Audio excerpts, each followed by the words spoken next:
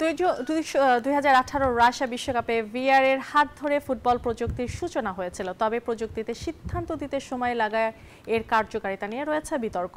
VR এর বিকল্প হিসাবে এবার মাঠে আসছে ফুটবল ভিডিও সাপোর্ট নামে নতুন এক প্রযুক্তি। ক্রিকেটের মতো এবার ফুটবলও চালু হতে যাচ্ছে রিভিউ সিস্টেম, যেখানে রেফারির সিদ্ধান্তকে চ্যালেঞ্জ জানানোর সুযোগ তৈরি হচ্ছে, যার নাম এফভিএস সিস্টেম।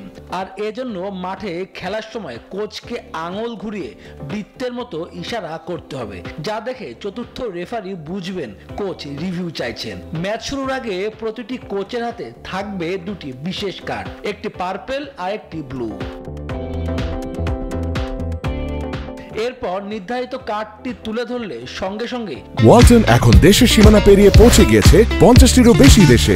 ওয়ালটন, ঘরে ঘরে বিশ্বজুড়ে। ঘটনার ভিডিও রিভিউ শুরু হবে। রিভিউর ফলে যদি সিদ্ধান্ত পরিবর্তন হয়, তাহলে ওই কার্ড আবার ব্যবহারের সুযোগ থাকবে, কিন্তু সিদ্ধান্ত অপরিবর্তিত থাকলে ওই কার্ড বাতিল হয়ে যাবে আর ব্যবহার করা যাবে না।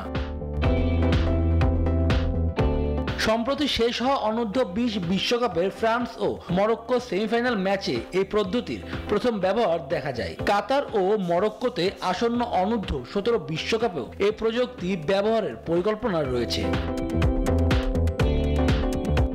ফুটবলে প্রযুক্তির এ নতুন ধারা যদি সফল হয়, ভবিষ্যতে ভিএআর এর জায়গা দখল করবে এফভিএস। সবকিছু ঠিক থাকলে আগামী বছর হতে যাওয়া ফিফা বিশ্বকাপে দেখা যেতে পারে এই প্রযুক্তির।